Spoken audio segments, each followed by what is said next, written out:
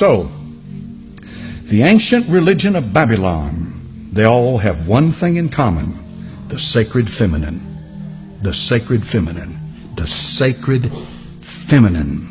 Ishtar the Babylonians, Tyre the Buddhism, Fatima of Muhammad, Sophia the Gnostics, Shekinah to the Kabbalist Jew, Mary to the Catholic, and Shakti to the Hindu. These all have one thing in common: the sacred feminine. And the sacred feminine is going to take you back to the source of light, because the light that resides in that place that Plato talked about, you need a path to get back to that light. Listen, this is important. She is the one to take you to that light. Now, I'm going to give you a guess.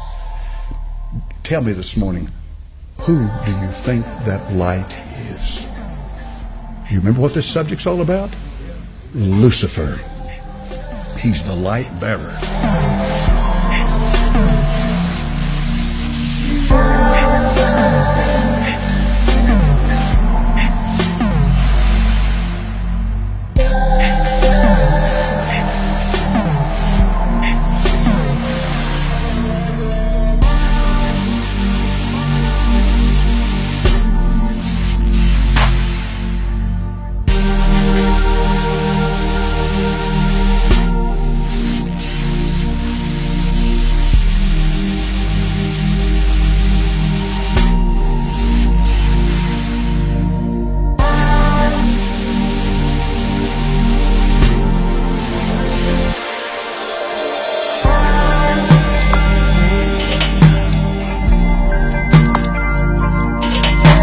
She is the one to take you to that light.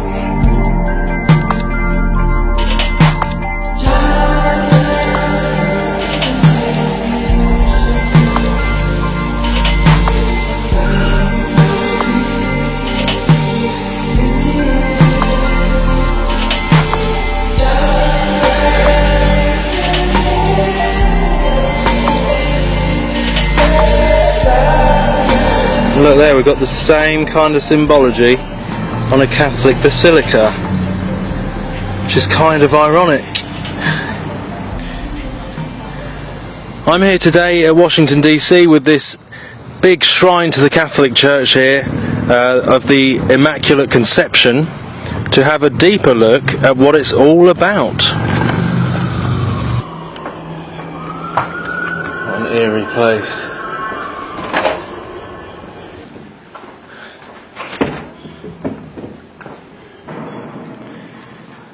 So let's go down into the belly, the underworld, where masses take place, into the heart, underneath this, the tomb of this huge temple.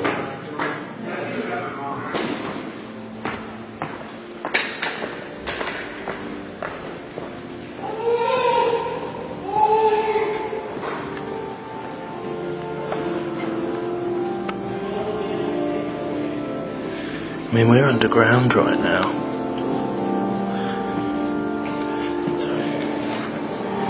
This is underground, this isn't the belly, underneath the big temple.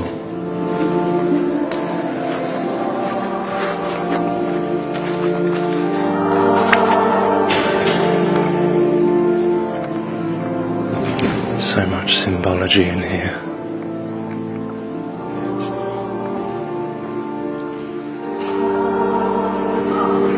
The National Shrine of Immaculate Conception. The birth pangs of the New Age, of abominations, ecumenical,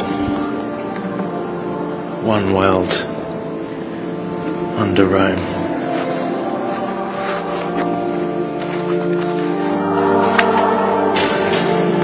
It's like an expensive hotel. One of those 5-star ones in Vegas.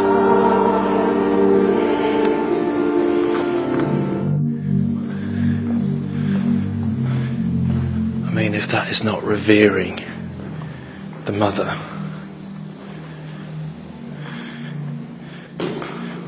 Europa. And look at him, I mean, he's bowing.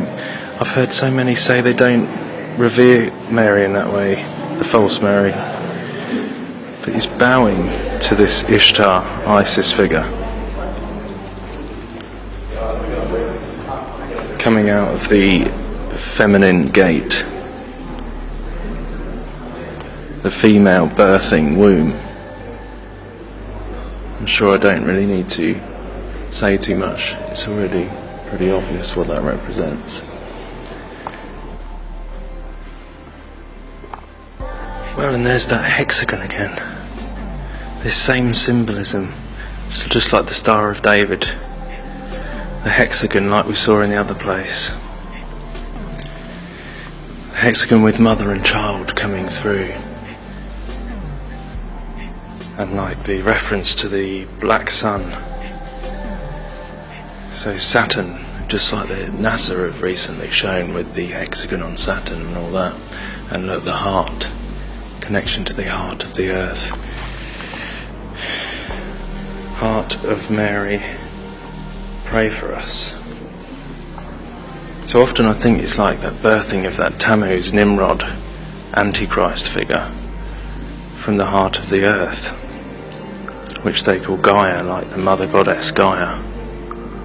So I wonder if it's a reference to that. Definitely Ishtar, Babylonian, false religion, and this is their belief system I'm speaking about here. And the references to Saturn,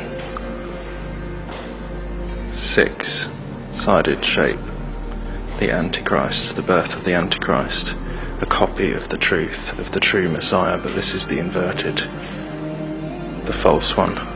So there's always parallels and mirrors to the real truth. It's just that this goes back to Egypt, Babylon, and there's always been usurping authority, as I said, usurping authority from the real legitimate Messiah, the real legitimate truth that we can read in the New Testament. This is how they are doing it, and always have done it. This is the plan all along. The fallen plan, the kingdom of darkness, our enemy, to usurp and trick and mirror and copy, to mislead people.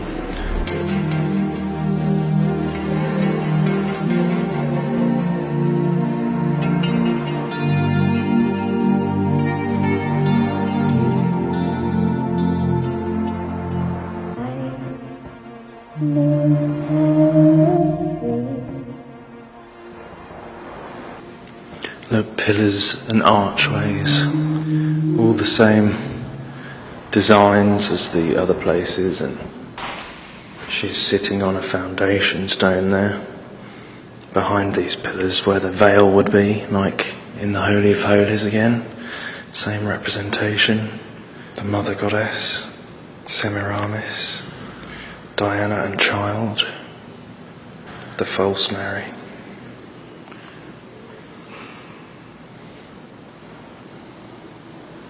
Oh my goodness. And once again, you see IXXI, which is Roman numerals for 9/11, on the cup. The Frankists and other secret societies, there is this belief that they need to fill up this cup of sin, make people turn to bad, which you can see happening, in order to provoke their Christ to come, which they think is the real Christ. But that's their belief. They believe they need to fill up this cup of filth, this cup of abomination, as we're told about in the Bible, that will happen. The cup of abominations that will bring judgment upon the world. But they believe that they're going to get this Christ is going to come. But we know it's the Antichrist. It's Nimrod from the days of the Tower of Babel. And this cup of abominations.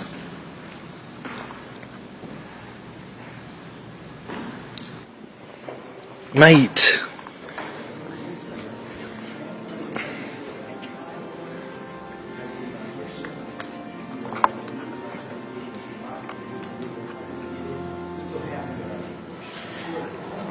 You know, even I've heard Catholics say that this Pope is very different from any other. The way he's uniting religions and one world, ecumenical, new world order. You know, the Jezebel spirit usurps authority where it has none. I was thinking about this the other day. The Jezebel spirit usurps authority where it has none. And this is kind of the way this new ecumenical religion, Babylonian New Age religion, is working. Usurping authority over where it has none. You know, it's pretty interesting. Usurping authority over the man, over Jesus, the true king, the queen, usurping illegitimate authority.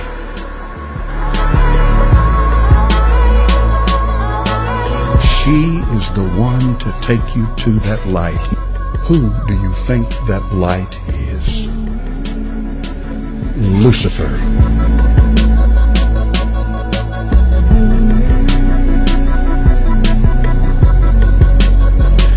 I mean, please do not tell me this is not an ornate temple of Diana, the mother goddess. Sorry. I don't think that went down too well. But look, the celebration of fertility.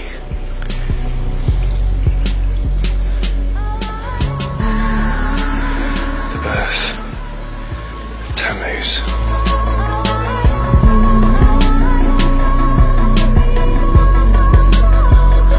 Whether you call her this, or you call her that, or you call her this, or you call her that, she's the same wherever you go. She is the Mother of God. She's the universal life force.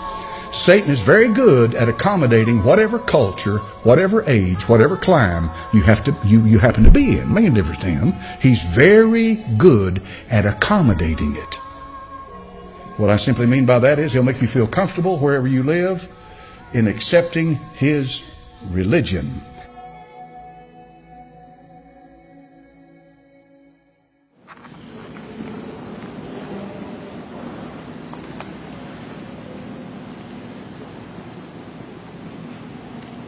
Did you say you were going to take it back?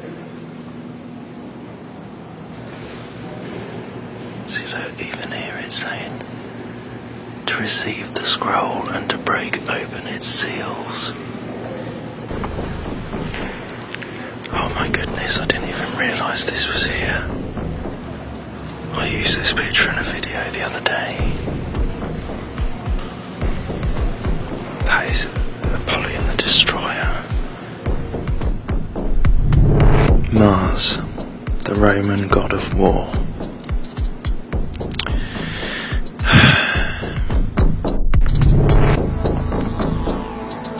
And we've got that same representation of the Holy of Holies type thing, and him raising out of it Apollyon the Destroyer, the Antichrist.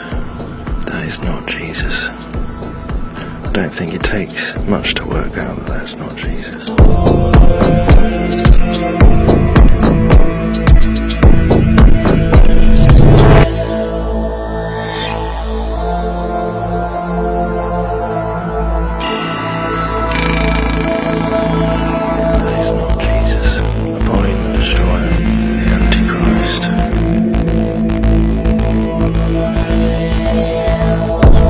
Our coverage this morning of Pope Francis in America with Nora at the White House. Nora? Thank you, Gail. You know, Pope Francis is also going to celebrate his first Mass in the United States, and that is at the Basilica of the National Shrine of the Immaculate Conception. Now, he is the third Pope to visit the Basilica that is on the Catholic University of America campus. And Chip Reed is there to show us what to expect this afternoon. Chip, good morning. Well, good morning. You know, around here, most people simply call it the Shrine, and it is a beautiful building. It is the largest Roman Catholic church in America. In fact, they're expecting about 25,000 people here this afternoon to see and hear the Pope celebrate Mass.